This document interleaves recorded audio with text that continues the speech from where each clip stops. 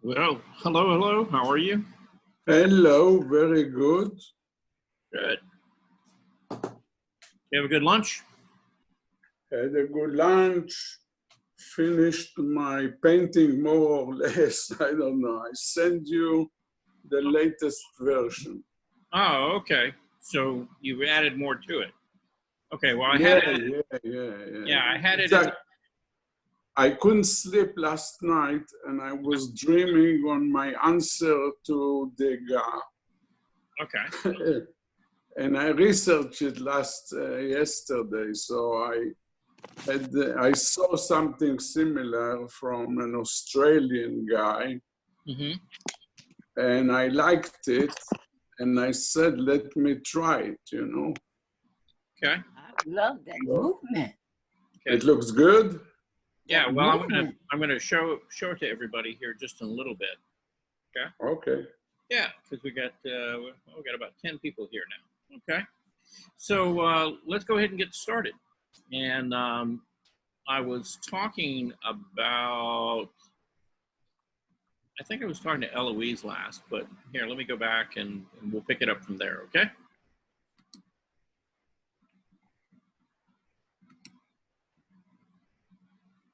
Whoop, okay, that's not what I wanted.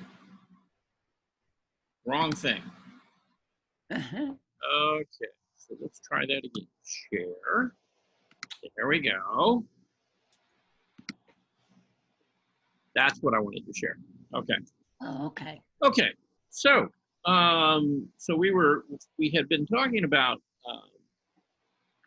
the bags that Eloise had done, and let's move on down from there. We covered Diane, and so actually, Ilan, this is the piece that Ilan was talking about,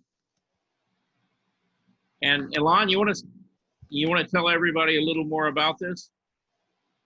I knew that I want something abstract or a collage. Mm-hmm. So I searched Google a little bit, found this busy guy in Australia that does similar to those. Mm-hmm. I copied and enlarged. I was busy on this particular one, and I copied the figure from him. But I eventually, the end, I added some body colors to it, so it's not so dull. Mm-hmm. And he did the lady in just black and white, so, and did her dressing and everything else in blue, shades of blue. So I was trying to imitate what he's been doing. Mm-hmm. And I'm pretty satisfied where I got to it now, like you see on the wall behind me. Okay. Now And I send it to you too. Okay. Right. Yeah. I got like 3 versions of it, I guess. Yeah. So I have a question. Okay, I can see this is it's a photographic image collaged onto a background. Now, the background, is it a canvas? Is it paper? It's a canvas, and what happened at the end, mm-hmm. It's like because I do a collage and I take a piece of paper and put it on the fabric, Mm-hmm. I should have done more layers of background. Mm-hmm. And because I woke up earlier than usual and just poured one layer of white on it. Mm-hmm. But still you see the difference between the beige of the fabric and the paper. Mm-hmm. Yeah. So I should have done more white on the background, but what's done is done. Yeah. Now, you did this in acrylic, right? Acrylic, yeah. Okay. All right. I had an idea at the beginning to doing like an acrylic pour, Mm-hmm. but I'm not confident about the technology yet.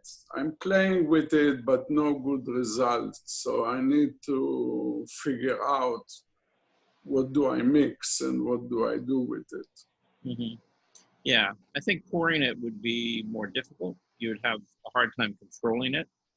But Yeah, let me make a couple of suggestions to you. Okay. thank So where I would go from here is you have a fair amount of that gel medium. yeah. You do you? Yeah. Okay. So what I would do is I would take that clear gel medium after all of this is nice and dry. Yeah. And I would put several layers of that over the photographic image, and the paint, just do the whole thing, Okay. do a couple of coats of it, but make it really heavy right in around the figure, because what you want to do is you want to level the surface between the background and the paper. So you don't want to have the feeling that the paper is sticking up. Okay. Yeah. And Yeah, I know. so just brush over that and keep building it up till you bury that edge in the gel. Yeah. Okay. And I then did only one layer. It's nothing. right. Okay.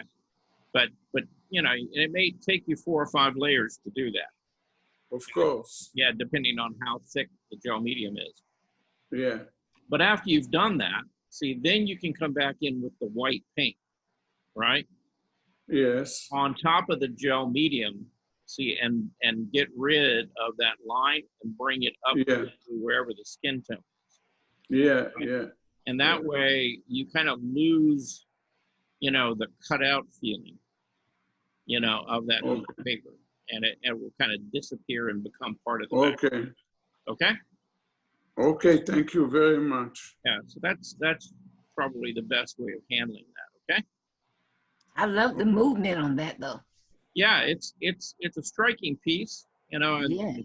it's really nice with that strong curve in there, and then that sort of upward movement of the figure. Mhm. What is the gel medium? What is gel medium? Yes. The gel medium is nothing more than clear acrylic paint, but you can get it in different thicknesses. You can get it, kind of very thin, liquidy, kind of like the acrylic itself, but they have different, like I said, different thicknesses. They have like what they call heavy gel medium, which is something that we would use at Benson pretty, on a pretty consistent basis. And the thing is, you can use it in collage to actually stick your pieces down, but after you got them glued to the surface, you work back over it and it unifies the whole piece so that you don't have to worry about those pieces of paper or whatever you've got stuck to the surface coming off, because they're actually encased in that gel medium. And I definitely need it because like I replaced her head with a better looking head than the original. Oh, okay. Yeah. Okay. So. Yeah. And so when you use the gel medium, can you paint on top of it? Oh yeah. Oh yeah. Yeah. It's all it is it's just like the acrylic paint. It's just, well, you can get it to be thicker, but when it dries, I mean, at first it looks kind of like white paste that you used to use in like grade school, right? Okay. But as it dries, it turns completely clear. Okay. So it's totally transparent. And you depending on how thick you put it on, it may take a couple of hours to dry. Okay. Oh, okay. What I'm using is this Artist Loft tube. Okay. It's cheap, so I used it, you know. Yeah. Yeah, the gel medium by itself is not particularly expensive. And for those of you who paint with acrylics, you know, one of the things that really, it kind of bothers me in a way. Because if you look at like Liquitex or Golden or really any of these manufacturers of acrylic, you know, they've got all the different colors, right? But that's not enough for them. So what they do is they take just clear acrylic and they make some of it thicker, some of it thinner. You know, some of it, they'll add stuff to it to make it where it's more matte or more glossy. And they'll make all these changes to this basic material, which is clear acrylic. And then they'll bottle it and you may have like 30 or 40 different colors that you can buy, but there's probably close to 150 to 200 different mixtures of gel medium, you know, with textures and sand and everything else in it that you can buy, you know, so you can play with it and create things on your canvas. You know, now you could take that same, you could buy a really big jar of heavy gel medium and put some in a cup, add some sand to it, and make it more textural, or add glass beads to it, or add, you know, whatever you want, you know, to, again, you know, begin to create things that will give you textures and things on your surface. The nice thing about gel medium, though, is where acrylic, as it dries,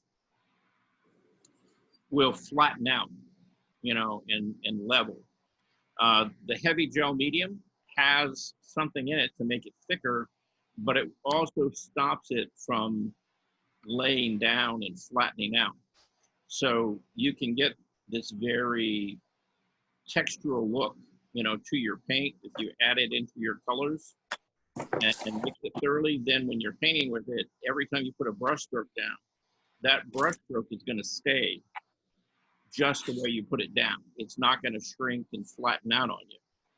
And so if you're looking for a very painterly look that looks like oil paint, adding that heavy gel medium to your acrylic paint will give you that effect. Okay. And So can you use gel medium on an oil painting? No. Well, you can use it as a base, so you can put down a texture, things, put oil over it. You know, like any kind of acrylic or water-based paint, you can put oil over those. You can't put those over oil. Okay. It won't stick. Okay. So Thank you. With this picture we're looking at right now, and he uses the gel medium.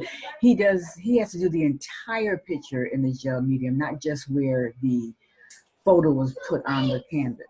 Well, my advice is I would go over the whole piece at least once or twice to really, you know, to take the color and everything else that he's got down there and really seal it, you know, so that it's all unified and sealed, you know, down onto that canvas. Technically, does he have to go over the whole thing? No. He could just put it over the figure. What I was trying to encourage him to do, though, was to go around the edge of this figure where you see that it's a cutout piece of paper and it's stuck on. If he goes over those edges, he can level those out so that you lose the appearance of it just being cut and stuck on. And it looks like it's actually part of that base canvas. Okay. There'll be a difference in the how the medium, would it look shiny, will it look matty, how will it look after that? Well, depending on, you know, you can get that heavy gel medium in a high gloss. You can get it in like what they call a satin, or you can get it in a matte. So depending on what, you know, the gel medium that he has and this, you know, whether it's glossy or matte, you know, you can, you could, you know, if the canvas looks matte, I would use a matte gel medium. But again, you don't have to worry about that. If you cover the whole thing, it's all going to have the same amount of sheen. Right, I understand. Thank you. Yeah. Now, This is like a gloss super heavy. okay, so then, you know, because it is glossy, I just go over the whole thing and give it all the same finish.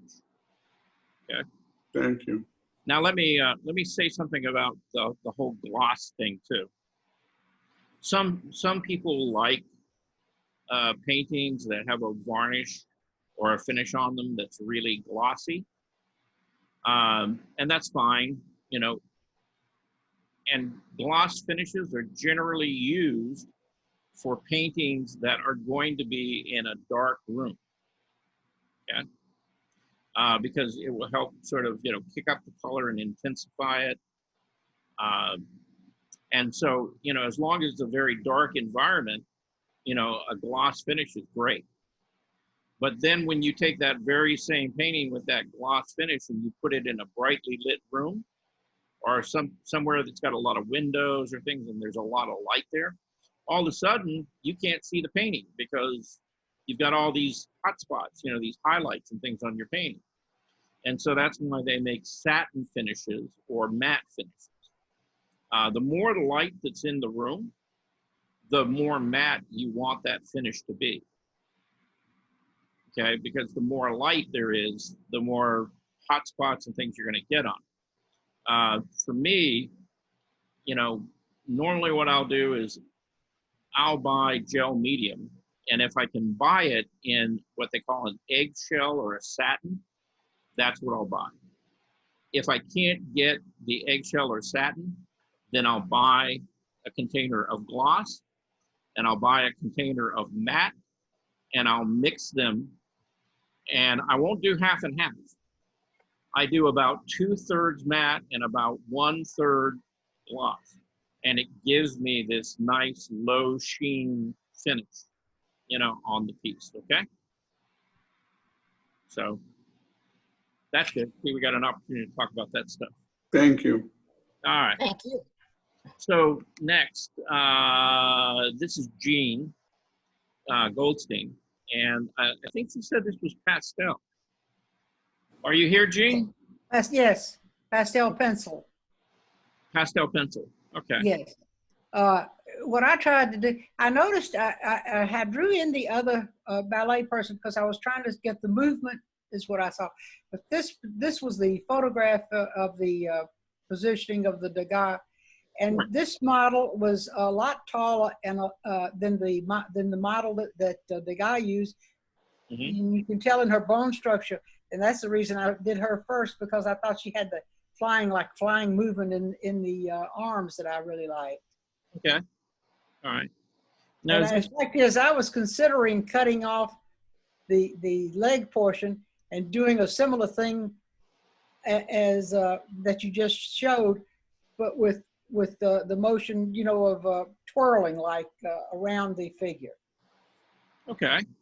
Huh. But I just decided to see the difference in, and the back leg has to be positioned differently a little bit on the Degas one.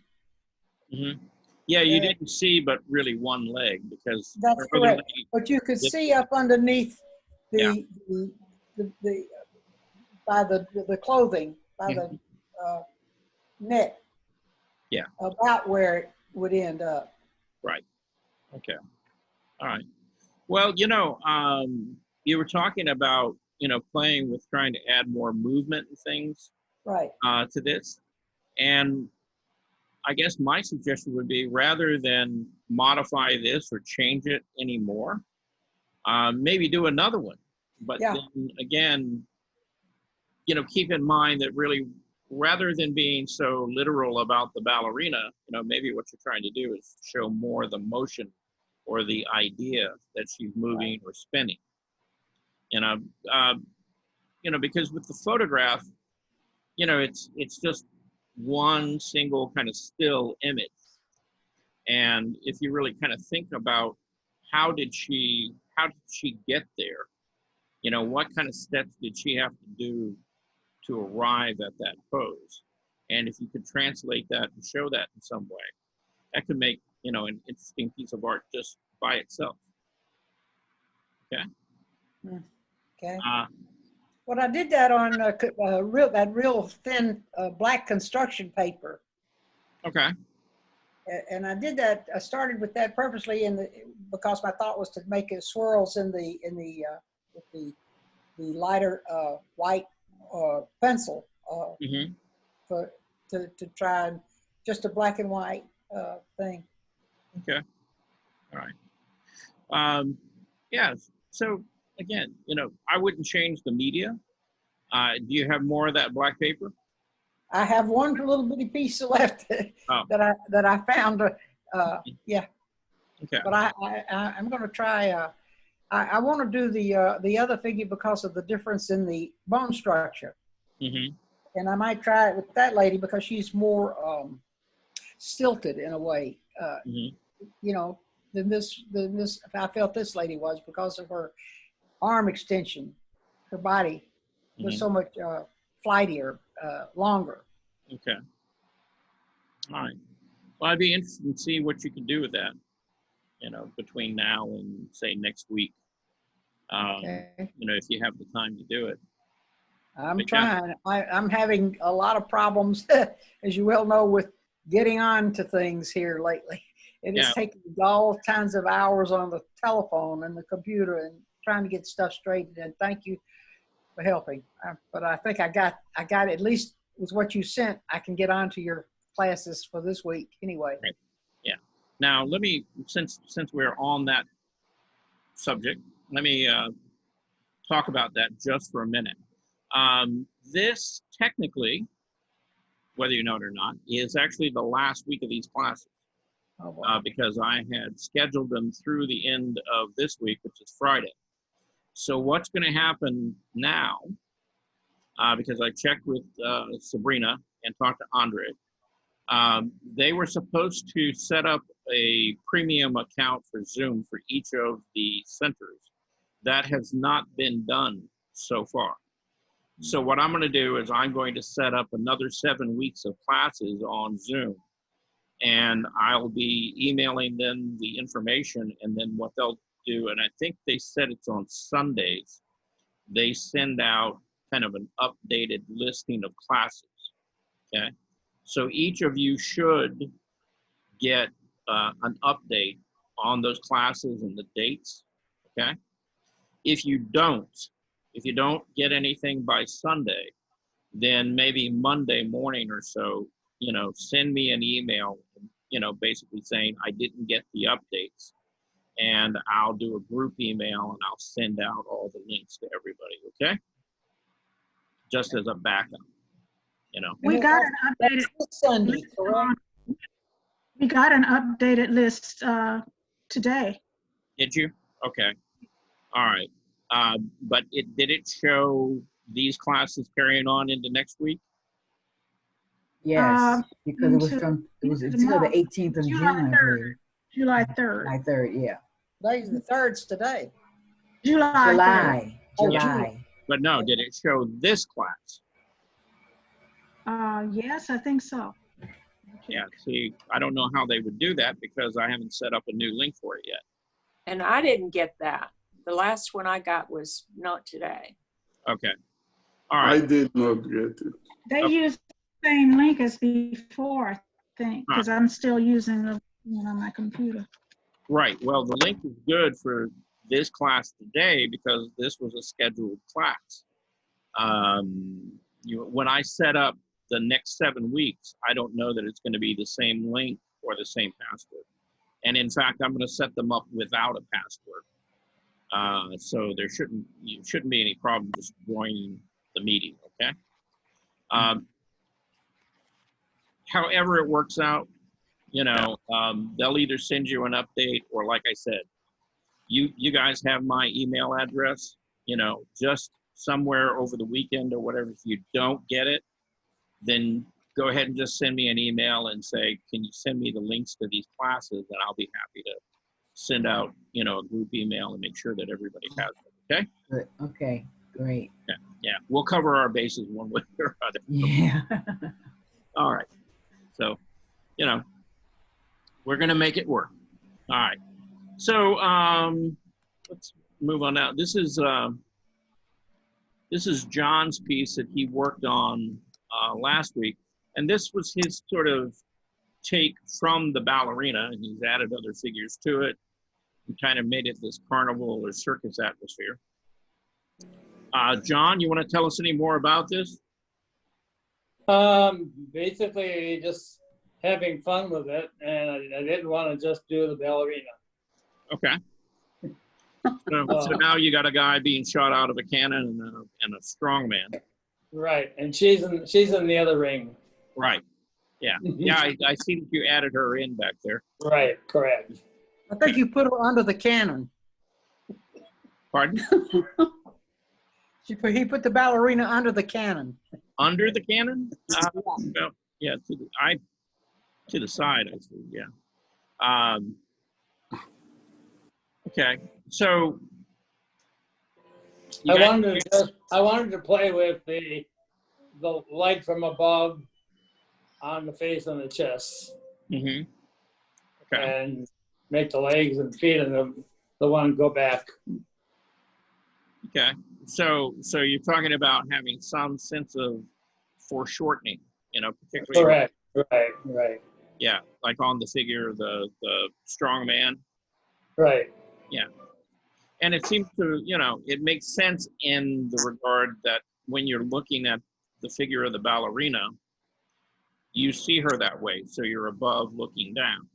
And you get somewhat the sense that you're doing the same thing with the guy who's the strong. Correct. Yeah. Right.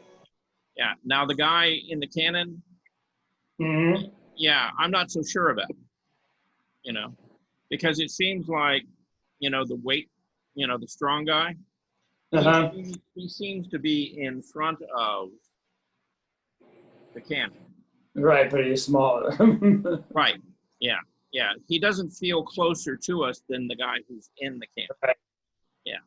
So that would be the, one technical thing you might think about the scale as they move back in space. Right. The figures are going to begin to look smaller. Right. Right. And, I mean, the scale between the ballerina and these guys feel appropriate because she seems further away. But then you get to these two and it's like they're almost in the same space, like they're right up next to each other. Okay. Yeah, I know. I did notice that. Okay. So that would be my only critical comment about that. Okay, thank you. Okay. And I think I saw Jeanette here, and she's going to have to help me out. Jeanette, you here? Yep, Jeanette, I'm here. All right. So tell us about this. That is my abstract acrylic refrigerator magnets. I made those. Okay. And I made them on these little bitty canvases that I got from the Dollar Tree. Okay. And so what I did, the canvas is white, and I just put blots of paint on one canvas. Well, first I painted, it was white, but I painted more white paint on it, put blots of paint on one canvas and took the other one and put on top of it and smushed them together. Okay, so you used it almost like you transferred color from one to the other. Yes. Okay. And I smushed them and then I flipped it over so it'll be transferred evenly, I guess, on both sides. And when I separated, that's what I got. And I have magnets that I got from the Dollar Tree also. Okay. And I just put magnets on the back of it, and those are my refrigerator magnets. All right. How big are these? These canvases are 5 inches by 7 inches, so they're small. Okay. They're real little. Here's a real little canvas. Yeah, they're little for canvases, but big for refrigerator magnets. Yes, yeah, that's it. Always cut them in half.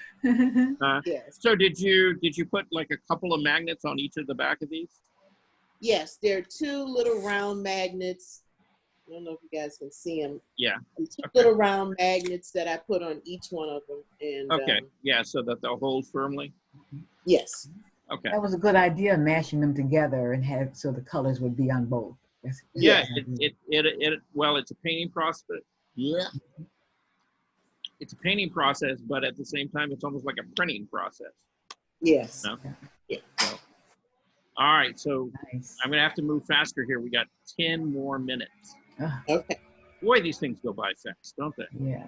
Okay, and so this is another piece that you made, and Yes. I have to be absolutely honest with you. You know, I think to date, I think this is my favorite piece I've seen you make so far. Oh, really? Well, Yeah. thank you. Yeah, I love Very the nice. color and the texture and just the scale of these. You had done the other piece that was over by the door that was running vertical. Yeah. But Yes. yeah, I think this one, how large is this? Oh my goodness. It is, I measured it, it's 44 inches long. Right. Okay. And I don't know how high it is. Yeah. Well, it's And- probably about 18 inches tall if it's about 44 wide. Yeah, Yeah. yeah, that's about right. Yes. Okay. So, Beautiful patterns. yeah. Yes, So now it the is. patterns, are those all painted on, or are those cut pieces of paper? How did Those patterns, the lady on the end, on the left end, Mhm. and the gentleman in the center, all of those are again out of that packing paper that you use to wrap packages in. Okay. And I actually just sat down with a permanent marker and I started making designs. And then I started filling in the designs. All of it's with, most of them are in Sharpie. And I just made patterns at random. The gentleman in the white, that's a blue and white Sharpie marker. And I was thinking of mud cloth when I did those. Mhm. And so Very those nice. were, Very yeah, nice. so those were mud cloth. And I think the Janetta, lady, what is mud cloth? mud cloth is an African fabric. Uh-huh. If you ever see African fabric, 99% of the time it's mud cloth, and it's in different varieties. There's different patterns on it, and so It's beautiful. that's hanging over. I call it my reading chair. And Uh-huh. so I put it over my reading chair. So that's where I sit and read books and newspapers. And you can see I like color because I have a colorful cushion with birds. I have a lot of animals in my apartment. I like birds, and I have a giraffe and hippopotamus. I love animals, so I have a lot of. I don't draw animals, and I don't know why, but I have them everywhere and little figurines, and so. Well, yeah, that's it. Yeah. Well, Very that's nice. it's a really nice piece, and Thank you did it. I mean, it's nicely laid out and designed, and there's interesting colors and things to it. It's got nice Yeah. movement. So yeah, you did a really nice job on that. Thank you very much. Thank you. Okay. Let's move on down here real quick. We're getting close to the bottom. We're not there yet. We have Larry. Are you here? Lauren? I'm here. Yay, there he is. Okay, so tell us a little bit about your pencil drawing here. I saw some other work. It's like a negative to me. So I was trying that. Instead of drawing in the positives, I just blacked them out. Right. And now you got to stand back and can you tell what it is? I see a face on the left. Right, a face and hair. Yeah. Mm-hmm. Okay. Yeah, I mean, I read it as a woman's face, with her hair. I see two faces. I mean, the black part could be a nose and the mouth and chin going down, plus the white part could be a face where you see the eye, and the other big white space could be a human body with the small part of the head at the top and the arm going down the right side and the rear part going down there too. Yeah. Like I really see three images. Okay. I do too, Betty. Yeah. It sure did cramp my fingers to do all that black work. Yeah. All that pencil work. Mm-hmm. Well, the nice thing is at this point, you know how to lay in a nice even tone. So it was good practice, you know. Now, my suggestion to you, I don't know what you're planning on doing with this, but if you want to continue and bring the tone out, you know, to the left and the right, and then put a mat around this, you know, that would make a really, really nice finished, you know, drawing, just all on its own. I have some mats, but they're not as large as that. Okay. Yeah, yeah, you'd want to get a mat that fit that 4-bed. But yeah, that's a real nice strong piece. I could pencil in my own border. You could. You could. I've been listening to you preach about that. Yeah. Well, I wasn't preaching about it, but okay. Anyway, we're gonna move on here real quick because you got another drawing. There's your ballerina. Okay. Yeah, it's not my favorite work, but there it is. I did the ballerina.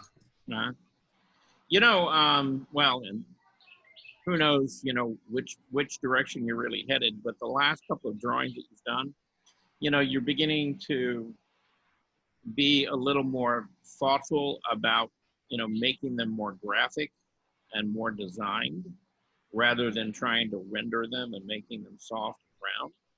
And, you know, that's a good direction to move in.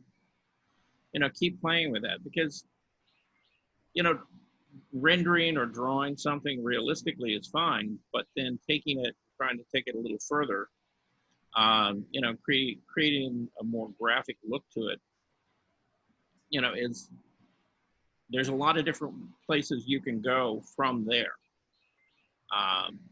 And practicing drawing things that way and seeing those shapes is only really going to help you sort of begin to see, you know, more clearly where light versus shadow is on those forms. So keep doing that, okay? In the meantime, I had some ideas to Okay. do it, something else with it, but I didn't have time. I had to get it in. yeah. Is Naomi here? I love that. Naomi, Wait, I are you? like that. That's nice. I don't see her. I Okay. love the colors. Oh no, she's here. Okay, let's unmute her. For whatever reason. Naomi, come on, I want to unmute you. Mhm. Unmute audio. She's probably muted on her end. Okay, can you hear me? Yeah, now I can hear you. Okay, great, great. All right, so tell us Okay. about your painting real quick. Okay. What about it? Well, you got about 2 minutes. Well, no, now you got a minute. Tell us a little bit about it. Okay, it's a little girl at the ocean. Okay. Oil, acrylic. Oh, I always do acrylic. Acrylic. Okay. All right. Okay. And how, you know, did you do this from your head? Did you do this from a book? No. I had some references, and so it's not one reference. It's some references. Okay, so it's a Frankenstein. You mixed them all Yes, you got it. together. There Right. we go. Okay, that's That's one of my perfect. favorite Yes. things about people sticking things together. Yeah. Real quick, we have less than a minute, Okay. and I've got a couple more pieces to cover. And if I don't cover them, then we'll talk about them next week or whatever. So you know, don't feel left out. Okay. I will get to them. Okay. But Quick question. What are we to do going forward? Just continue to work on these assignments?